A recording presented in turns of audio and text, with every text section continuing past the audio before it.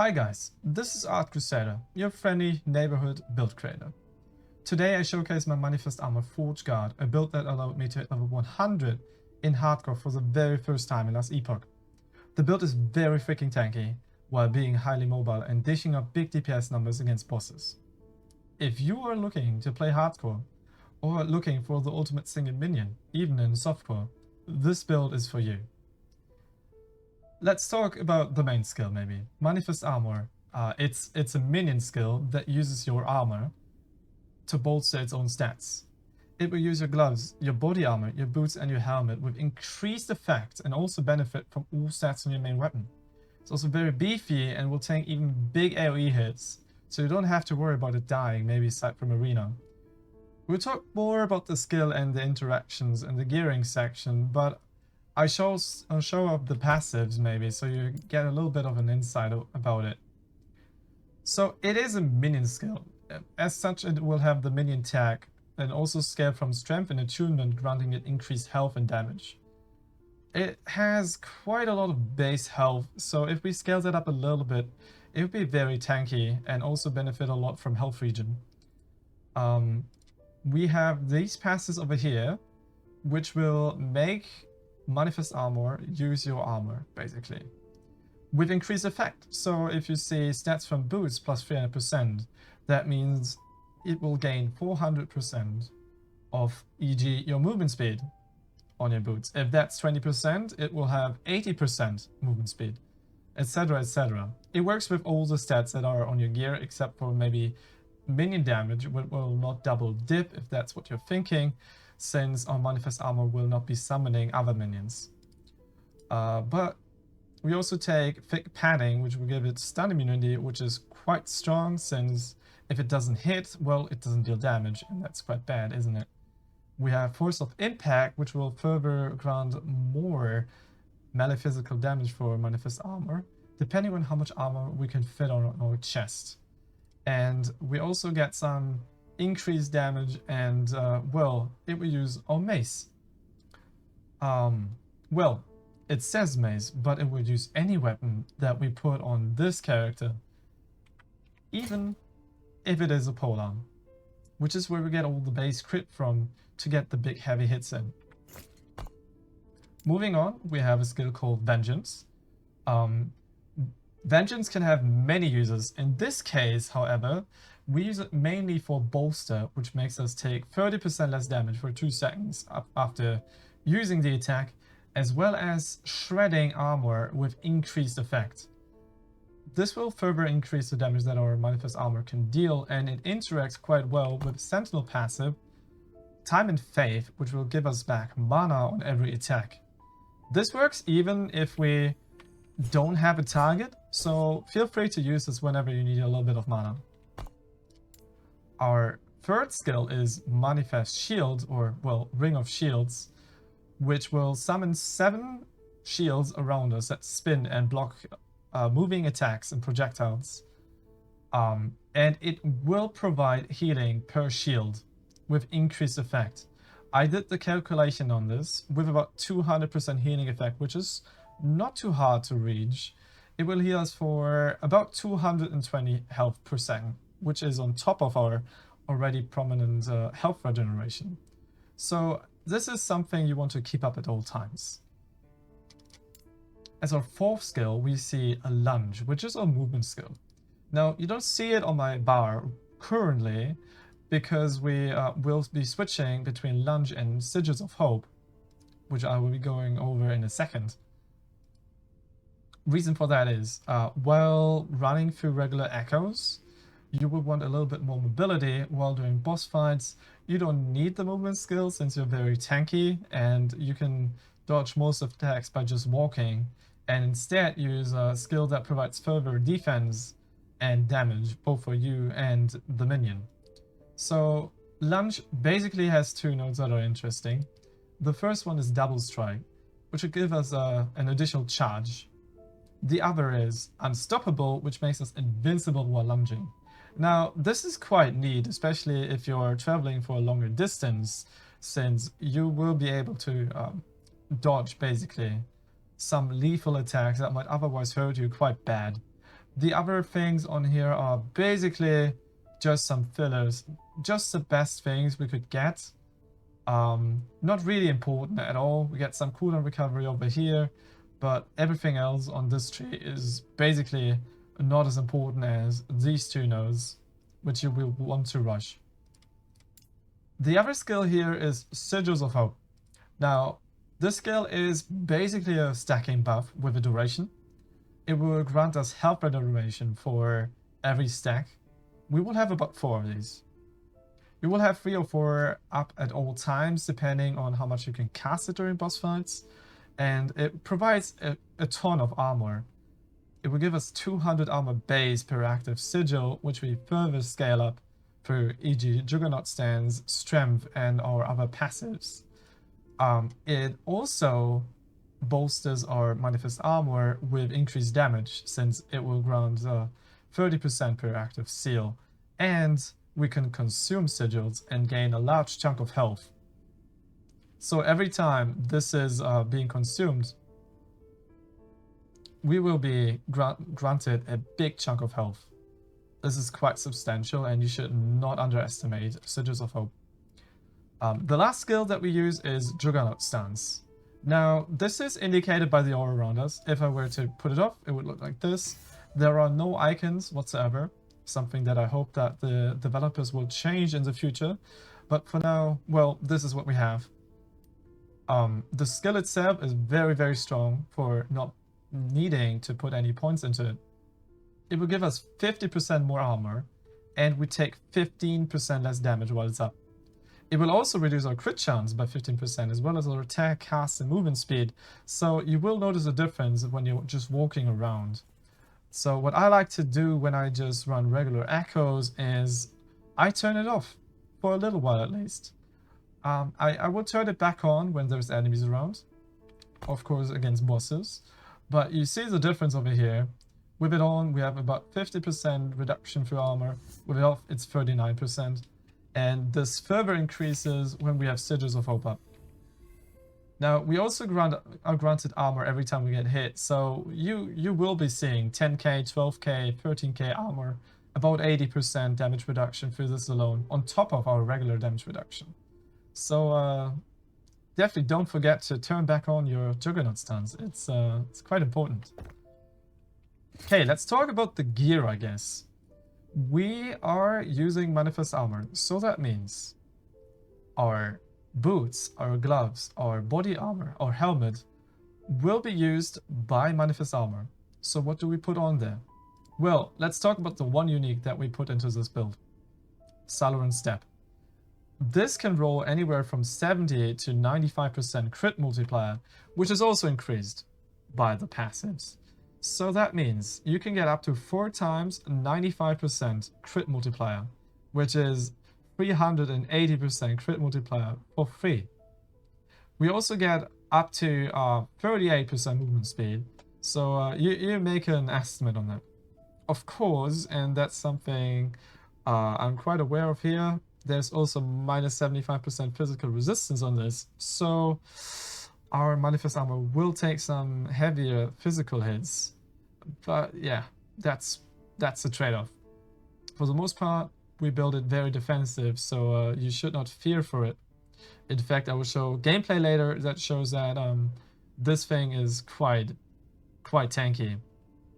But this item alone is why Manifest Armor will crit for so much damage. We have the gloves over here. These are free stats right now because I was not able to craft anything better yet, but basically what you're looking for is increased crit chance, you look for melee attack speed, health regen, and if I were able to fit it in, there would be hybrid health on this, like a mix between flat health and hybrid. We have the body armor over here. This is an interesting one, because our prefixes would look like we don't benefit much from them, right? Because we're not using Forge Strike, and extra passives on Lunge are also not interesting. But the increased melee damage is quite good, because we get about 130% increased melee damage from this, which is further increased by Manifest Armor. So you will get like 500% melee damage from that. as well as the health and the health region, of course. And it helps with crit avoidance. So try and get 2 prefixes with melee damage and some health on the suffixes, and it should be good. The helmet is the crit multiplier version. We take, of course, Manifest Armor, a +2 on this, so we get all the passes we can get. I was lucky in getting Ring of Shields on this as well, and some very decent health region, as you can see. Poison resistance is somewhat of a luxury stat, even in hardcore, because most enemies don't deal poison damage.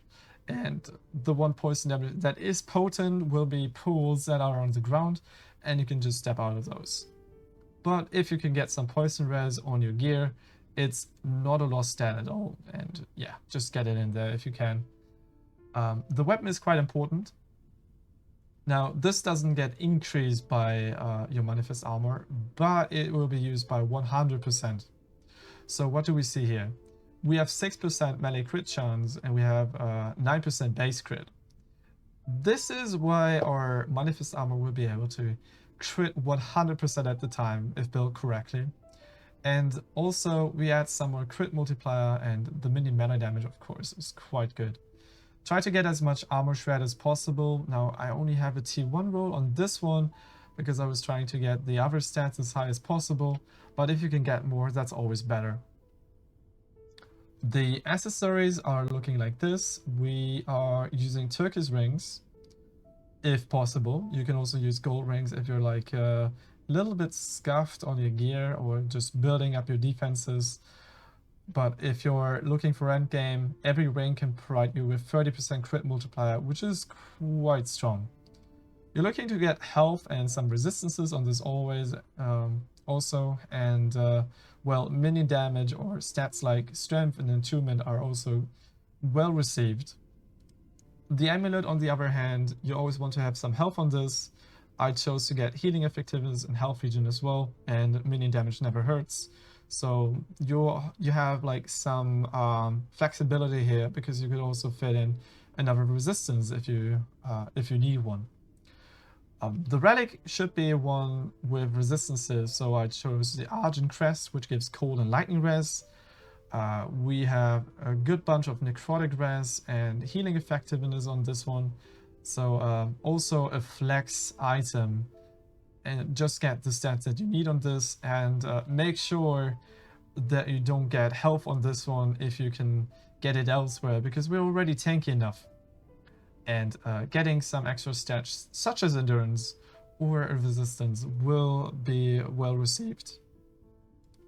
Now, talking about idols, this is pretty straightforward. We have armor, we have armor, we have armor. Some cold damage taken is physical, and armor. Now, cold damage taken is physical is quite interesting, because we will be resisting just the same, right? But against physical damage, we use armor with high effectiveness, because against physical damage, we mitigate with 100% of our armor, while fire, lightning, cold, and all the others, we will only resist with 70% of our armor. So getting this extra 16% can actually make a difference. The small idols are, well, just health and some resistances. Healing effectiveness is also well received. And now maybe let's jump into the blessings. The important ones would be, of course, things such as resistances, crit avoidance. We get health region from Lagon, which is making a big difference on here, and some physical resistance. You can get like some different ones, and in fact I will be providing a build planner that you can use with some optimized gearing that you can take inspiration from.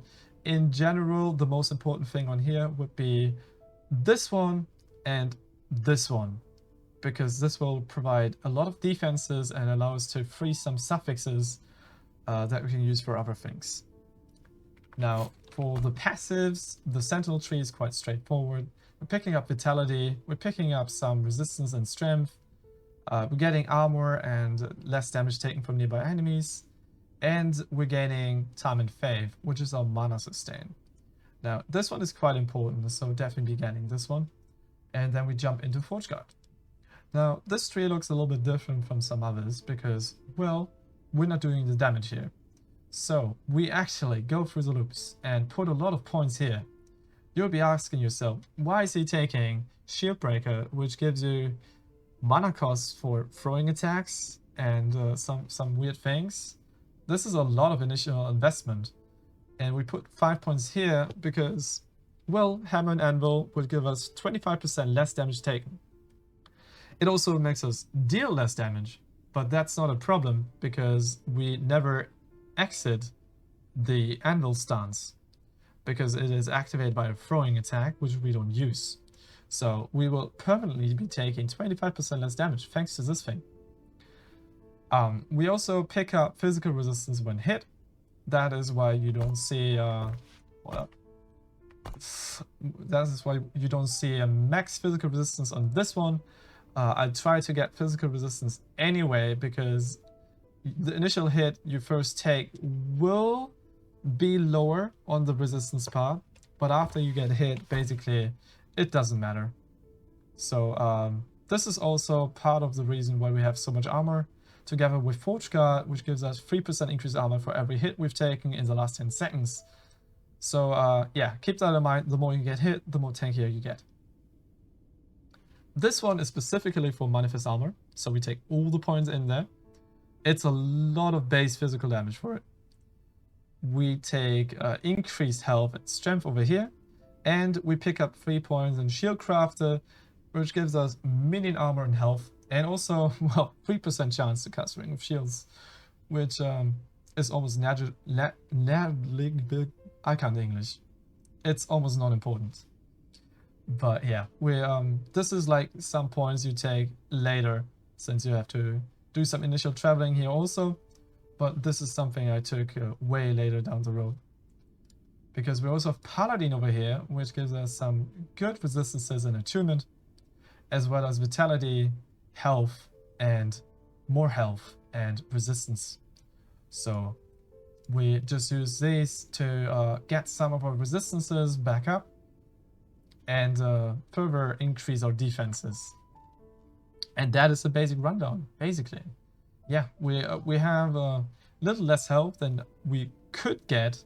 There is the option to always get a little bit more, but with so much armor, with endurance being a thing, with all the setup that we have with Ring of Shields and the healing, I have never struggled for a second playing this character. So with that, I will leave you to some gameplay. If you like this build and this character, you want to see me play some dank builds in hardcore, make sure you drop by my Twitch chat. The link will be in the description, and otherwise I'm always happy about some likes and comments for the algorithm. And well, I would just say good night, have fun with this character, and talk to you guys soon. Bye bye.